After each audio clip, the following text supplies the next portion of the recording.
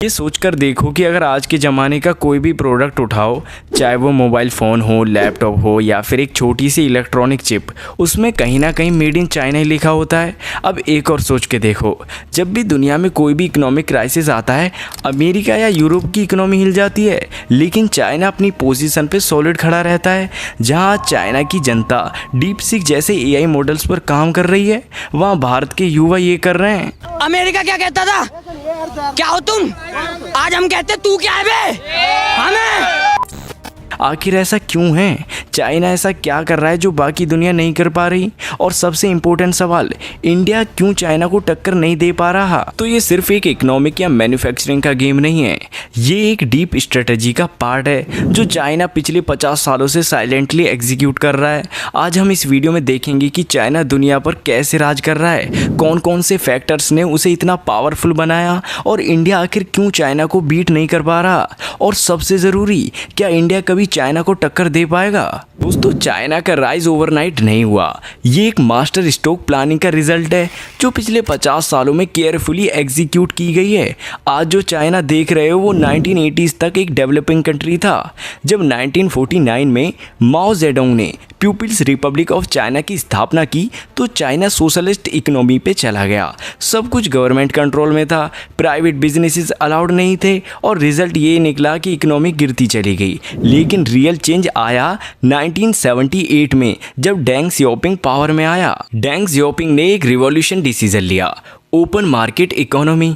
इसका मतलब ये था कि चाइना में प्राइवेट बिजनेसेस अलाउड होंगे, फॉरेन इन्वेस्टमेंट्स आएंगे और चाइना दुनिया के साथ ट्रेड करेगा। ये एक हिस्टोरिक मूवमेंट था जो आज तक चाइना की सक्सेस का फाउंडेशन बना हुआ है। डेंग ने मैन्युफैक्चरिंग को प्रायोरिटी दी और चाइना के अंदर स्पेशल इकोनॉमिक जोन्स SEZs बनाए जिसमें फॉरेन कंपनीज टैक्स बेनिफिट्स के साथ अपनी फैक्ट्रीज लगा सकती थी। इसका रिजल्ट ये निकला कि अमेरिका और यूरोप की बड़ी कंपनी जैसे एप्पल, नाइकी, सैमसंग और जनरल मोटर्स ने चाइना में अपनी प्रोडक्शन शुरू कर दी। लेकिन सिर्फ ये काफ़ी नहीं था, चाइना ने इंफ्रास्ट्रक्चर डेवलपमेंट पे भी ध्यान दिया। जब एक देश में हाईवेज, पोर्ट्स और रेलवेज बेस्ट होंगे तो वहाँ का ट्रांसपोर्ट कॉस्ट और प्रोडक्शन एफिशिएंसी ऑटोमेटिकली इंप्रूव हो जाती है। चाइना का सबसे बड़ा एडवांटेज है उसका मैन्युफैक्चरिंग सेक्टर। अगर आप किसी भी इलेक्ट्रॉनिक प्रोडक्ट को देखो तो उसके पार्ट्स या तो चाइना में बने होंगे या फिर पूरा प्रोडक्ट ही चाइना में असेंबल हुआ होगा। इसका सिंपल सा रीज़न है मास प्रोडक्शन और एफिशिएंसी।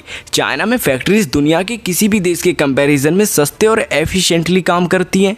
ये कैसे पॉसिबल हुआ? चाइना ने अपनी वर्कफोर्स को एफिशिएंटली यूटिलाइज किया।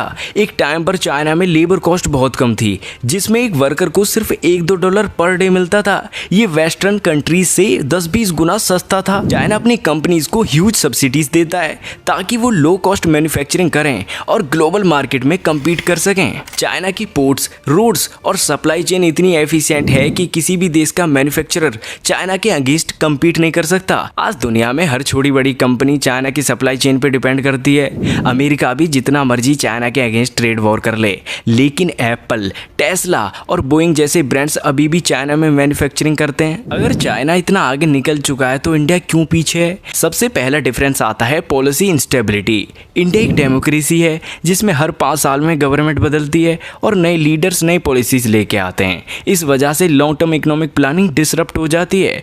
चाइना में एक ऑथोरिटेरियन सिस्टम है जिसमें जो पॉलिसी बन गई उसको एग्जीक्यूट किया जाता है बिना किसी पॉलिटिकल अपोजिशन के। चाइना हर साल जितना इंफ्रास्ट्रक्चर डेवलप करता है उतना इंडिया 10 साल में भी नहीं कर पाता। चाइना का एक्सप्रेसवे नेटवर्क दुनिया का सेकंड लार्जेस्ट है, जबकि इंडिया अभी भी ट्रेडिशनल हाईवे पे चल रहा है। चाइना में यूनिवर्सिटीज और टेक्निकल इंस्टीट्यूट्स वर्ल्ड क्लास हैं जो हर साल लाखों स्किल्ड इंजीनियर्स और साइंटिस्ट प्रोड्यूस करते हैं। इंडिया में एजुकेशन सिस्टम आउटडेटेड है और रिसर्च और इनोवेशन में हम पीछे हैं। एक और एरिया जिसमें चाइना अग्रेसिव है वो है मिलिट्री एक्सपेंशन। चाइना अपनी नेवी को साउथ चाइना सी और इंडियन ओशियन में एक्सपेंड कर रहा है जिससे उसका ग्लोबल डोमिनेंस और भी बढ़ता जा रहा है। ये सबसे बड़ा सवाल है, क्या इंडिया कभी चाइना को टक्कर दे सकता है? जवाब है हाँ, मगर ये एक लंबी और चैलेंजिंग रेस होगी। सिर्फ 1-2 साल में नहीं बल्कि अगले 20-30 सालों तक अगर इंडिया कंसिस्टेंटली सही पॉलिसीज फॉलो करे तो हम चाइना के बराबर आने का सपना देख सकते हैं। लेकिन इसके लिए हमें सिर्फ इकोनॉमिक ग्रोथ नहीं बल्कि मिलिट्री स्ट्रेंथ, इंफ्रास्ट्रक्चर, टेक्नोलॉजी और डिप्लोमेटिक पावर, हर फील्ड में चाइना को टक्कर देना होगा। इंडिया को अपनी मैन्युफैक्चरिंग इंडस्ट्री को अग्रेसिवली डेवलप करना होगा। 2014 में शुरू हुआ मेक इन इंडिया इनिशिएटिव अब तक एक्सपेक्टेड रिजल्ट्स नहीं दे पाया है। चाइना की शंघाई, शेंजन और ग्वांगझो पोर्ट्स दुनिया के टॉप 10 बिजिएस्ट पोर्ट्स में आते हैं। वहीं इंडिया के पोर्ट्स इनएफिशिएंट हैं और शिपिंग में ज़्यादा टाइम लगता है। अगर हमें एक्सपोर्ट मार्केट में आगे बढ़ना है तो पोर्ट्स और इनलैंड वाटर ट्रांसपोर्ट को अपग्रेड करना पड़ेगा। चाइना की शिंगुआ यूनिवर्सिटी और पीकिंग यूनिवर्सिटी जैसे इंस्टीट्यूट्स आज दुनिया की टॉप यूनिवर्सिटीज़ में आते हैं। वहीं इंडिया में सिर्फ आईआईटीज़ और आईआईएम्स पर फोकस है और ओवरऑल हायर एजुकेशन सिस्टम में इम्प्रूवमेंट की ज़रूरत है। चाइना अपने जीडीपी का 2.5% रिसर्च और डेवलपमेंट में इन्वेस्ट करता है, जबकि इंडिया सिर्फ 0.7%। अगर हमें फ्यूचर टेक्नोलॉजीज जैसे एआई, रोबोटिक्स, बायोटेक और स्पेस टेक्नोलॉजी में चाइना को टक्कर देना है तो हमें R&D फंडिंग बढ़ानी होगी। चाइना का एनुअल डिफेंस बजट $240 बिलियन से ज़्यादा है, जबकि इंडिया का सिर्फ लगभग $80 बिलियन। चाइना अपने 80% वेपन्स और मिलिट्री इक्विपमेंट खुद बनाता है, जबकि इंडिया अभी भी रसिया, फ्रांस और यूएसए से डिफेंस इंपोर्ट्स करता है। अगर हमें मिलिट्री पावर में चाइना को टक्कर देना है तो मेक इन इंडिया को डिफेंस सेक्टर में अग्रेसिवली इम्प्लीमेंट करना होगा। ये एक लंबी और डिफिकल्ट रेस है यार, लेकिन अगर इंडिया सही स्ट्रेटजी फॉलो करे तो अगले 20-30 सालों में हम चाइना को टक्कर दे सकते हैं। आपको क्या लगता है, क्या इंडिया कभी चाइना को बीट कर पाएगा? कमेंट में अपनी राय ज़रूर दें।